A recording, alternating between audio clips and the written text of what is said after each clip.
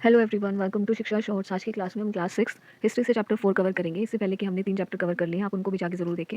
आज के चैप्टर का नाम है क्या बताती है हमें किताबें और खबरें। इससे पहले एक बच्चे की स्टोरी है छोटी सी जो हमें चैप्टर तक लेके आएगी। इसमें क्या रखा है, पुस्तकालय में मैरी।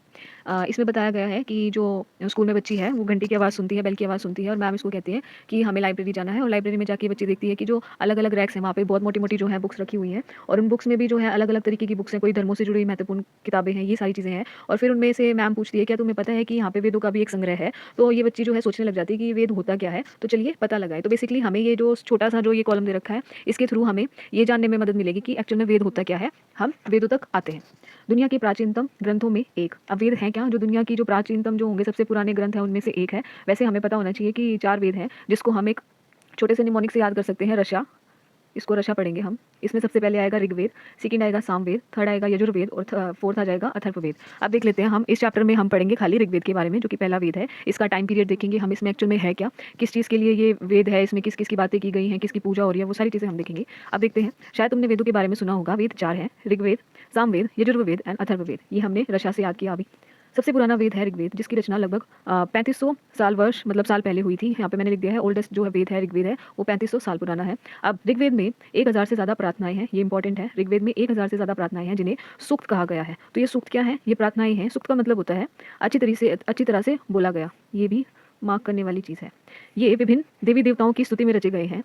इनमें से 3 देवता बहुत महत्वपूर्ण है। ये क्या है, सबसे पहले हमें बताया गया है कि 1000 से जो है ज़्यादा प्रार्थनाएं हैं और ये सूक्त, इनको क्या कहा गया है, सूक्त कहा गया है। और ये सूक्त का मतलब होता है अच्छी तरह से बोला गया।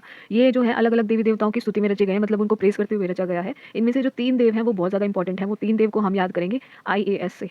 इसमें आ जाएगा अग्निदेव, इंद्रदेव और सोमदेव। अब तीनों देवताओं के बारे में कुछ ना कुछ बताया हुआ होगा, वो देखेंगे। अग्नि आग के देवता, ये हम सभी को पता है। इंद्र युद्ध के देवता, ये बहुत इंपॉर्टेंट है। युद्ध के देवता कौन है, इंद्र है। और सोम एक पौधा है। सोम क्या है, एक पौधा है जिससे एक खास पेय पदार्थ बनाया जाता है। कोई ड्रिंक बनती है इससे, सोम से। इसको हम आगे भी पढ़ते हैं, जैसे सोमरस होता है उसी से याद कर लेंगे कि एक पौधे का नाम है सोम। हमने अभी देखा अग्नि का देव, आग का देव कौन है, अग्नि है। और इंद्र कौन है, युद्ध के देवता है। और सोम क्या है, एक पौधा है। इतना हमने अभी इतने से जो है लाइन्स में हमने पढ़ा। आगे देखते हैं, वैदिक रचनाओं की रचना ऋषियों ने की थी। वैदिक प्रार्थनाओं की रचना ऋषियों ने की थी। आचार्य विद्यार्थियों को इन्हें अक्षरों, शब्दों और वाक्यों में बांटकर सस्वर पाठ द्वारा कंठस्थ करवाते थे। क्या कराते थे, याद कराते थे प्रॉपर। अधिकांश सूक्तों के रचयिता सीखने और सिखाने वाले पुरुष थे। कुछ प्रार्थनाओं की रचना महिलाओं ने भी की। ऋग्वेद की भाषा प्राकृत संस्कृत या वैदिक संस्कृत कहलाती है। ऋग्वेद की भाषा कैसी है, संस्कृत या वैदिक संस्कृत, ये दोनों में से कुछ भी हो आप उसको टिक करोगे। तुम स्कूल में जो संस्कृत पढ़ती हो उससे ये भाषा थोड़ी भिन्न है। ये जो भाषा है थोड़ी अलग है संस्कृत जो स्कूल में पढ़ाई जाती है उससे। हम जिन किताबों को पढ़ते हैं वे लिखी और छापी गई हैं। ऋग्वेद का उच्चारण किया जाता है और श्रवण किया जाता है, बोला जाता है और सिर्फ सुना जाता है ना कि पढ़ा जाता है।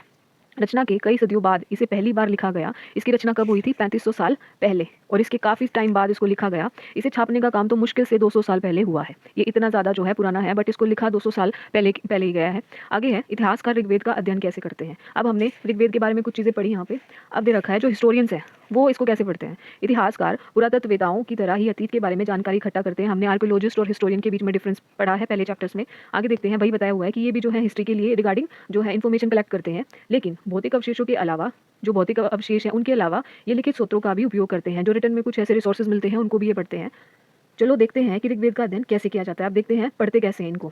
ऋग्वेद के कुछ सूक्त वार्तालाप के रूप में है, एक कन्वर्सेशन है, एक डायलॉग है। विश्वामित्र नामक ऋषि और देवियों के रूप में पूजित 2 नदियां, किनके बीच में है, एक ऋषि है जिसका नाम है विश्वामित्र और जो देवियों के समान, जो देवियों के रूप में पूजी जाती हैं नदियों के बीच में। और 2 नदी कौन सी है, व्यास और सतलुज के बीच में ये संवाद एक ऐसे ही सूक्त का अंश है। अब ये संवाद, ये पूरा डायलॉग यहाँ दे रखा है, इसको भी हम पढ़ेंगे। विश्वामित्र और नदियाँ, कौन सी 2 नदियाँ थी, व्यास और सतलुज, इसको हम याद करेंगे।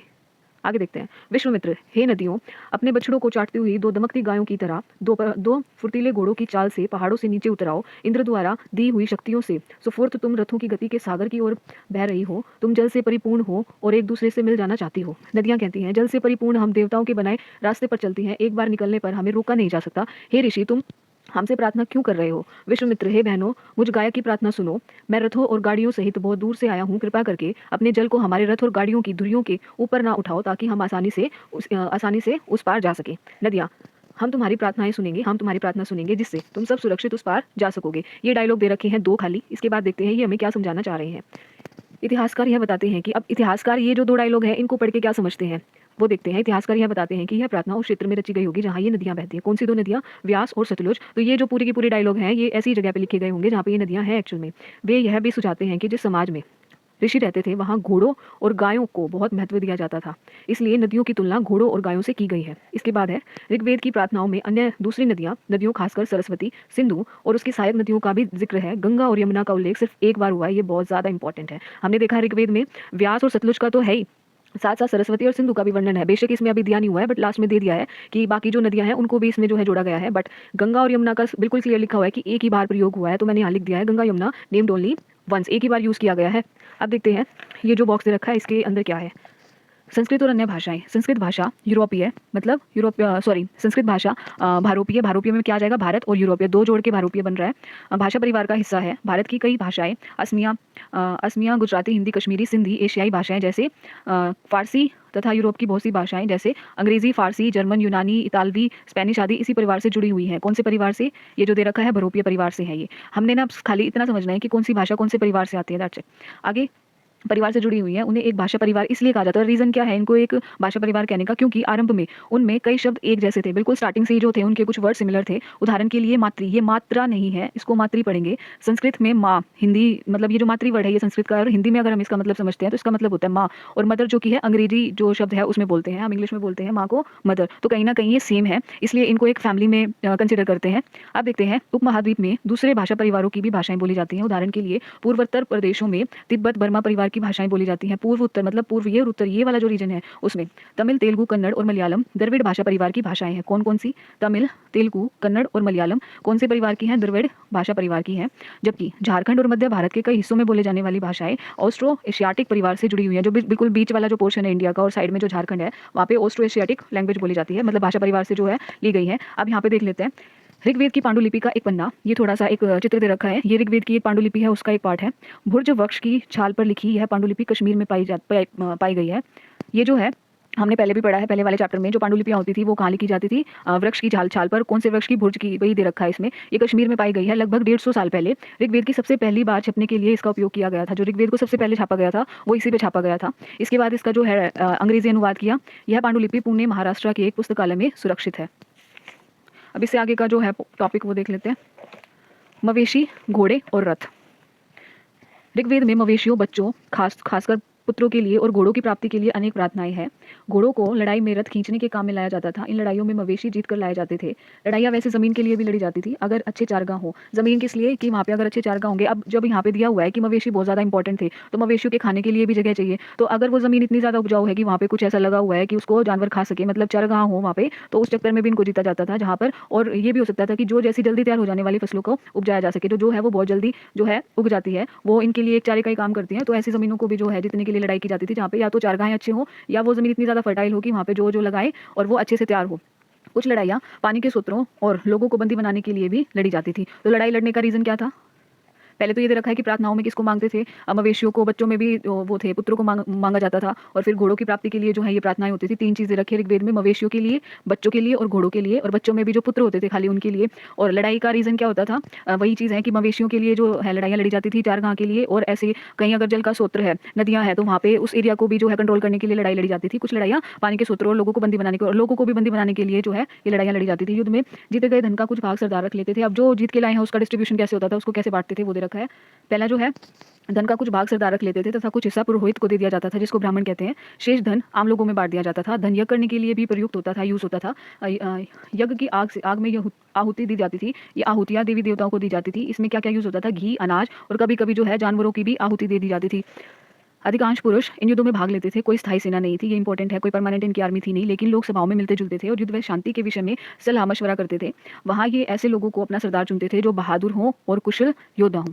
लोगों की विशेषता बताने वाले शब्द, अब लोगों की विशेषता बताने वाले कुछ शब्द होंगे, उनको देखेंगे। लोगों का वर्गीकरण, काम, परिवार, ये इंपॉर्टेंट है।